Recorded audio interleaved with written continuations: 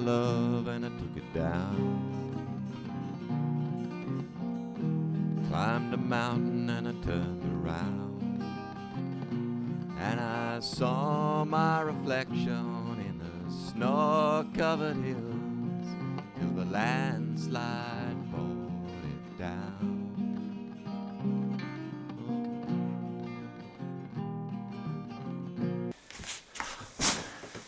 Hey gang, welcome back. Time we caught up on the string called The Trip, 1971, and we're up now to 1974, so really my time in Africa, part 1. So before we get on to the next little story I have for you, a couple of things that have been given to me since we last met. I've been concentrating on the Boer War videos. As you may know, I did interview Brian Turley during the week, and I've got another Boer War monument to upload. But we'll get back to Gladstone Avenue in this video. But this was given to me by my friend David Goff that we interviewed, we heard from. He sketched this. Very nice, if I dare say so myself. So thanks a lot, David. Enjoy that. This was given to me by the men at the RSL. It's a gift. It's a snazzy pen and a little torch. So that's a gift from the boys at the RSL, so much appreciated with that. So where are we? Okay, so I'm going to take you to around about January 1974 now. Living in Gladstone Avenue, as I've told you. Starting to branch out a little bit on my own. Now we were still going to the Heralds because they're heavily involved in this story.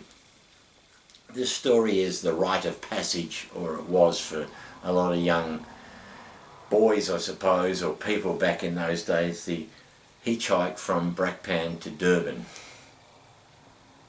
Now I wish Brian was here to tell you about his memories, but that's probably not going to happen. We can't figure out his phone and Zoom and that sort of thing. So it involves the Heralds. Now the Heralds were always going through fads.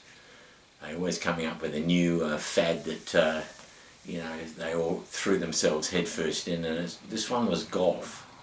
Now they started.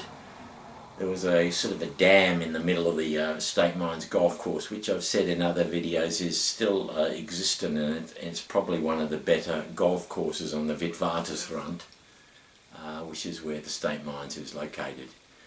But back then, yeah, it was a pretty top-notch golf club, and people came out from Brakpan and all around to play on the golf course. Now there was a dam or something, or a lake in the middle, and the Herald boys found that they could duck dived into this lake and bring up the golf balls, put them in buckets and sell them back at the clubhouse.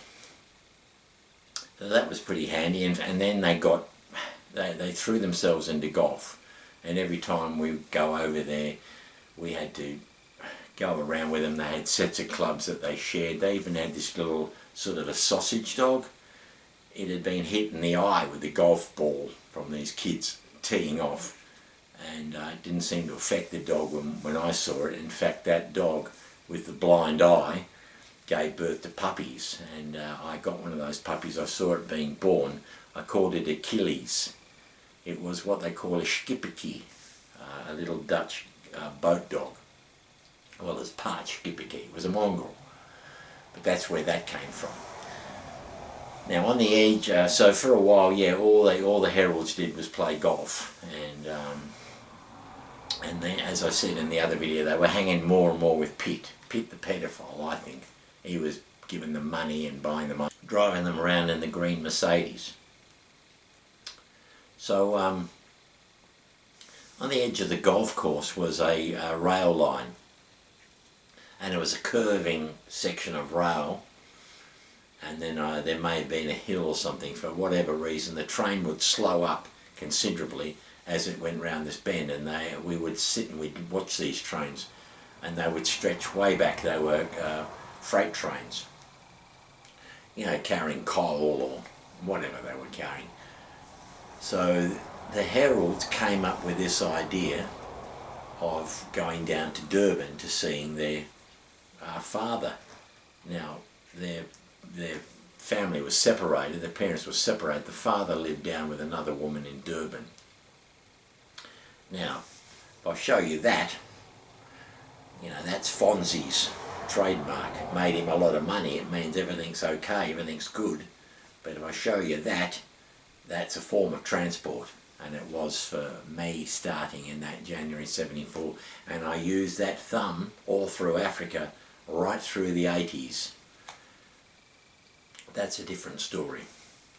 But on this occasion, we were going to jump on the train as it slowed up, and we were going to take the freight train down to Durban to stay with the herald's father.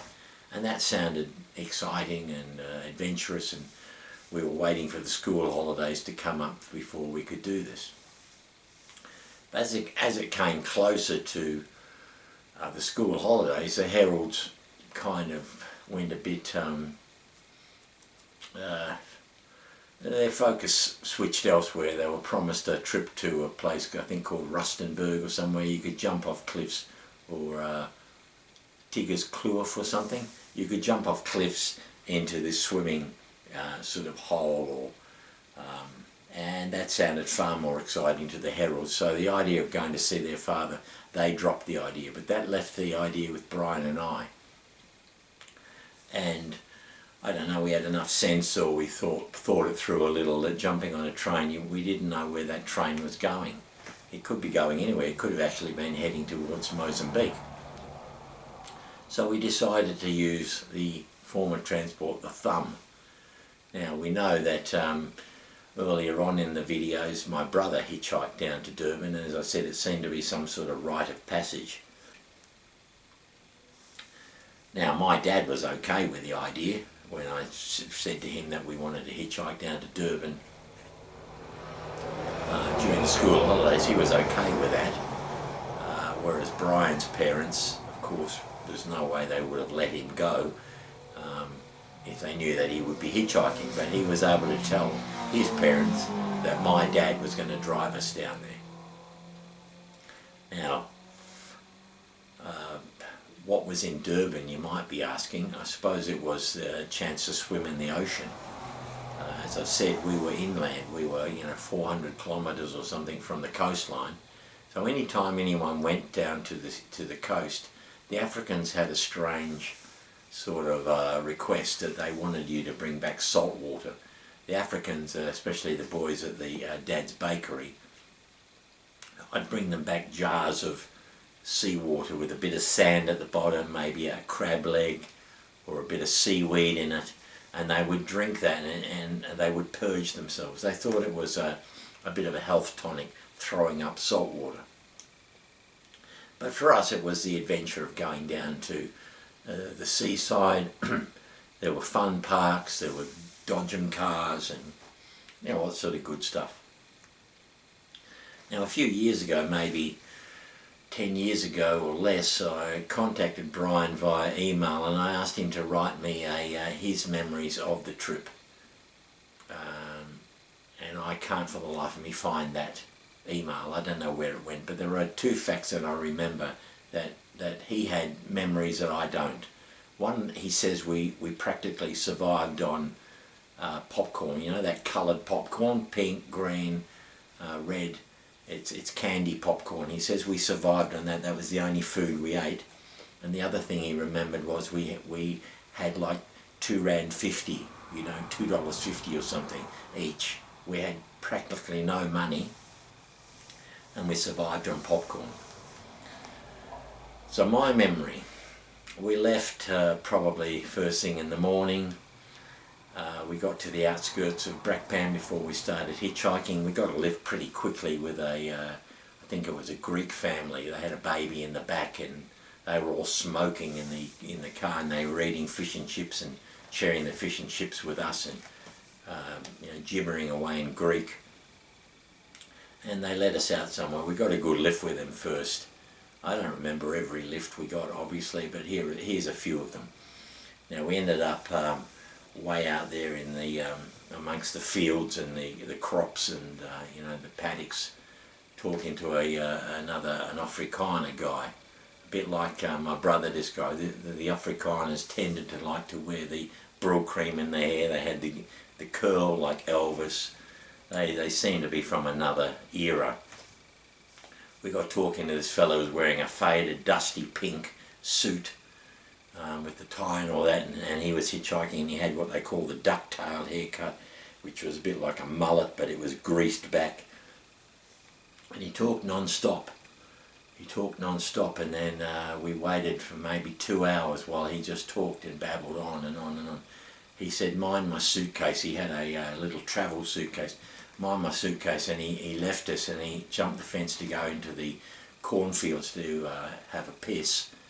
And the moment he was gone, a car pulled up, and Brian and I jumped in and just saw his suitcase in the rearview mirror. Off we went. Now, on the first day, we got as far as Pietermaritzburg, which is probably 2/3 of the way to Durban. We were walking along, and I don't know if this is the same time. We had 2 encounters with police. So we were walking along this, would be a freeway, I suppose. There'd probably be no stopping anyway, but we were walking along this, and we had the thumbs out. Now Brian, as I've said, he was a long distance runner, even back then. So incredibly fit, where I was nothing near his level of fitness. He always seemed to be a long way ahead of me. And he'd be sitting there waiting for me to catch up, and I'd be cursing him, saying, slow down, slow down. So on this occasion, yeah, we were walking along this sort of concrete noise barrier, maybe on a freeway, hiking, when a police car pulled up, and they had to wait. They got Brian in the front seat. They had to wait for me to catch up with him and get in the back seat. Remember, Brian had this... he thought it was very fashionable at the time. You could hardly get any fashionable clothes in South Africa. Remembering '74, no TV, you know, very limited rock music and that sort of thing. No bands touring, for instance. So Brian had this, it was like a sloppy Joe sort of thing. It was long sleeve. It had a curved collar. No collar, just a curved bit. And in tiny print was the word sex, which made the pattern of this top he had. Tiny little words spelling sex.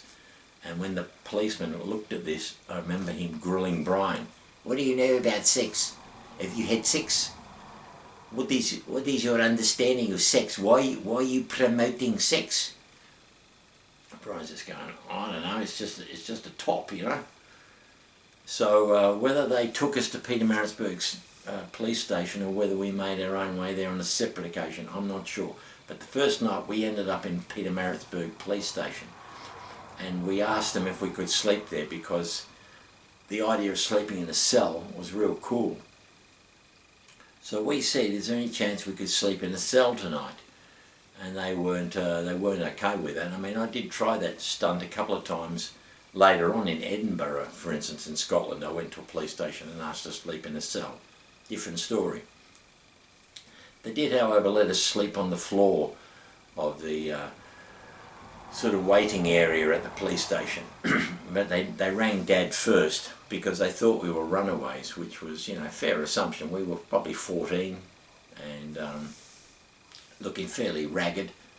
And so they rang Dad, and Dad said, no, that's fine, just you know, if they're okay, if they need anything, just give it to them and I'll sort you out later, sort of supportive.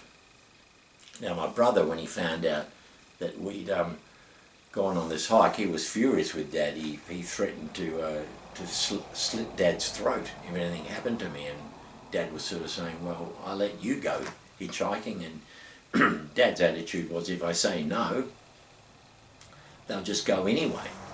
So better that I know where they are, and you know, I can offer support if I can in any way. That's how Dad worked.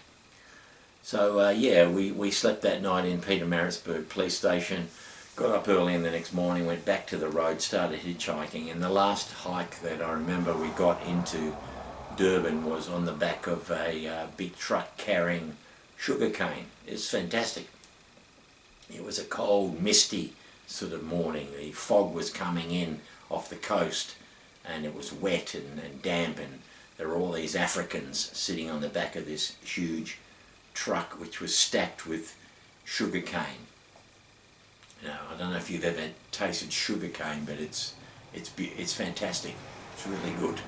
So we were kids chewing on this sugar cane while these Africans, probably Zulus, were singing and clapping and laughing, and you know, that's what got us into Durban. I think we had sleeping bags, because we walked around. We'd look at the fairground, and you know, we probably ate our coloured popcorn and sort of thing. And I remember the first night we slept on the steps of the aquarium.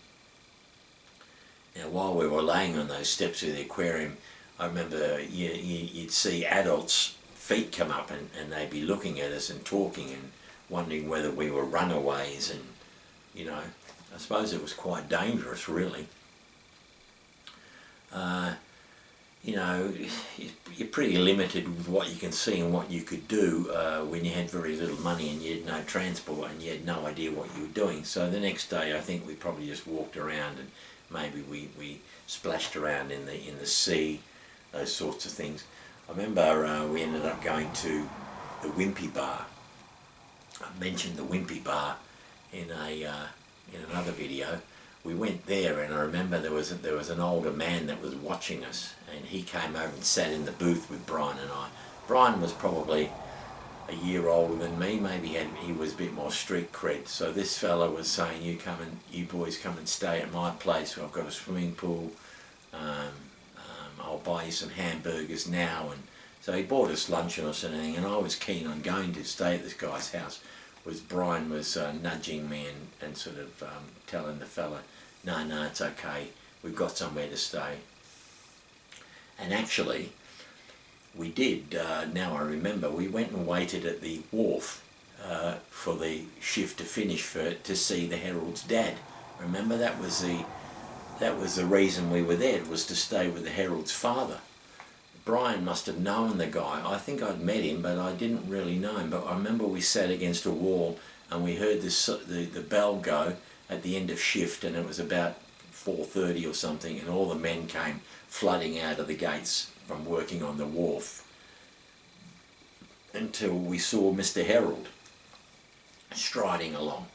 And we bounced up to him, and I remember Brian talking to him and saying, you know, we've come down from Brakpan and we're friends with Arnie and Gary, and you know, they said we could stay with you. And he was sort of a bit dismissive and said, look, you know, I'm living with my girlfriend, we're in a flat, we don't really have anywhere for you to stay. And I don't know, it didn't last long. He kept walking basically, and so we were left there. Now on the beach, I remember they used to have these deck chairs that each morning the Africans would go. They were probably owned by a local hotel, and the Africans would set up all these deck chairs on the sand for the tourists to sit on during the day. But at night, they would all stack in a long line, like a triangle. And I had the idea with Brian. I said we'd crawl in there. So that night, we crawled in and slept underneath the deck chairs, way up on the beach in the sand. By the third day, we were probably getting a bit tired of all this. Our money had probably run out, and so we decided to head back again. Maybe we were there longer, I don't know, but I don't think we were there very long, and I don't think we did very much while we were there.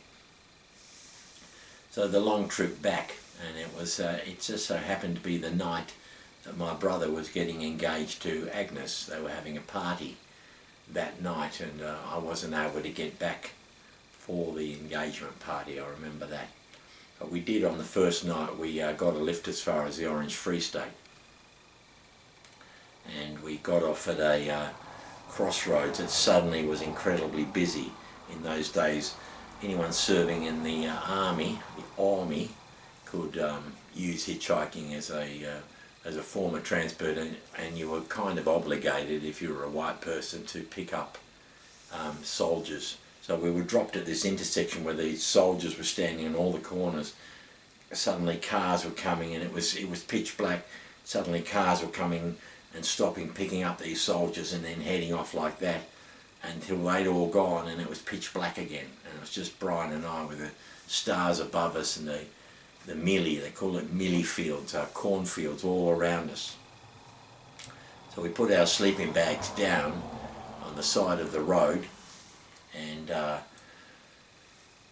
that's where we slept. Now in the morning when we woke up, a big truck had stopped only sort of 20-30 feet away from us on the side of the road, the same cutting we were sleeping on in our sleeping bags. He would never have seen us, he would have run right over the top of us, but he stopped 20 or 30 feet away. Now I've jumped forward one day. We need to go back just after we left Durban.